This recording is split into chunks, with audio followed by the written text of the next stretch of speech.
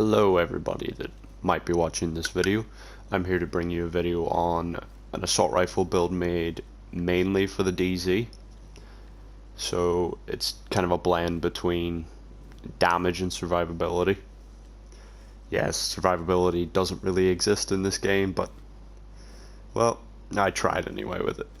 So starting off with the weapons, Police M4, got buffed recently. Running it with Close and Personal, Allegro, and Zen. Close and Personal is either this or Optimist.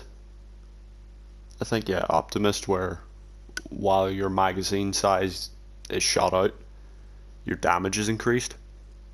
These are probably the two best perks for assault rifles, SMGs, rifles, all those guns alike. And for the other gun, well, you probably already know this. Chatterbox, Blabbermouth, self-explanatory. So the gear, well, first, using 6 firearms, 4 stamina, and 7 skill power for, well, mainly on the ropes. So let's start with that. On the ropes is weapon damage is increased by 25% when all skills are on cooldown. 7 or more skill power, that's why we're using this. Considering, what is it, Safeguard got nerfed pretty heavily. It's no longer good unless you're using the vampire build. This build is, well, any build can be used to counter that build if you know how to play against them. But let's not get into that, or how cheesy that build really is. Everybody running double shields and chem launchers, or shields and defensive drones, invincible. They don't die, they just take your health, you're dead in a second, all that stuff. Let's not get into it, because that build is the most frustrating thing ever.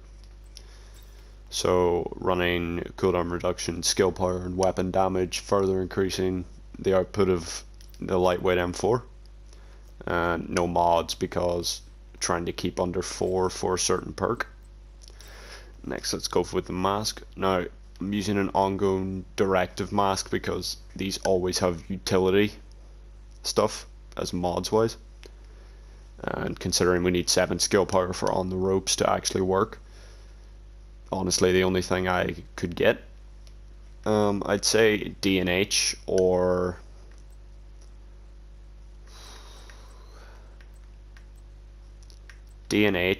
One Piece Gilia would be good for this as well, because with the lightweight M4 it's already got enough stability so you can stack accuracy for days just to keep it straight shooting, or Gilia for extra armor. Now back to the M4, because I forgot to do this, but small RDS, don't know, actually I don't know why I have this. Oh yeah, because it doesn't actually, the M4 doesn't actually have max stability.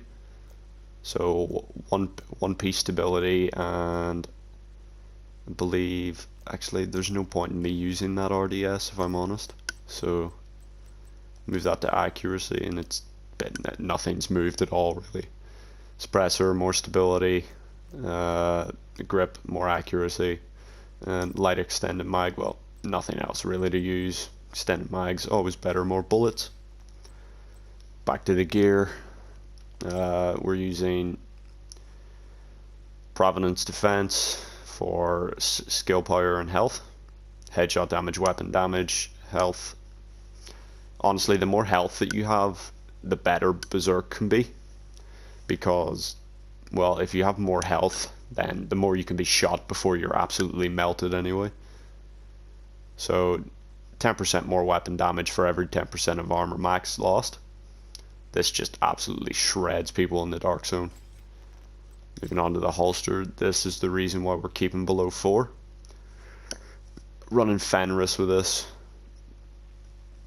for the extra assault rifle damage, skill power, and health on kill. Health on kill is kind of a waste. If I'm honest, I would rather have one attribute on this, because, and it being skill power, because then it brings it up over 1,000 sometimes. I've had one with 1,600 before, but that was back in World Tier 4. Now we're on World Tier 5, obviously. Bloodlust. Now this perk, it works really well if you can actually proc it. Say if there's a red bar or even a veteran around you, you can just kill him quickly with your chatterbox and then swap right back to your M4, more weapon damage. Basically the same as having on the ropes. If you can proc it, on the ropes is much easier to proc. I'll show you a little trick with it on the cam launcher as well. Now for the knee pads, this is kind of a waste, honestly. The drone skill power is there for whenever I use the defender. I only really use the defender against people with the vampire build because, well, if they can't crit you, they can't heal, and if you can shoot them back, it's better. So self-explanatory there. Honestly, I would rather have restorative here, but again, don't have any other good things for this, so just kind of a wasted talent. Under the gloves, using skill power, health, provenance for, well, more skill power, more health, always accepted. Critical hit chance, again, would rather not have that there, just so the stat is further lifted. I think this one only goes to a max of about 600 though, and hard hitting for damage to elites. You'll find a lot of elites in the dark zone.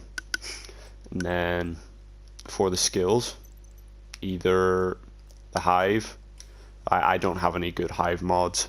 Booster hive for the speed, you can just chicken dance around people, can't hit you, the better. And of course the cam launcher. Now we're running this with extra ammo and the cloud stays around for longer. Now if I was able to use this, you better believe I'd be using that. I believe that adds about an extra, it brings me up to about 7,500 armor repair, which is, come on in, just nothing's as bad as that. Always helpful if it'll heal you faster, especially against those bloody vampires everywhere. And then the drone as well is also another good skill for this. Having the ability to just completely take the crits away from the people that are still using the vampire build, even though their crit chance is probably around the 40s at max, is just even better because you can just kill them even faster then.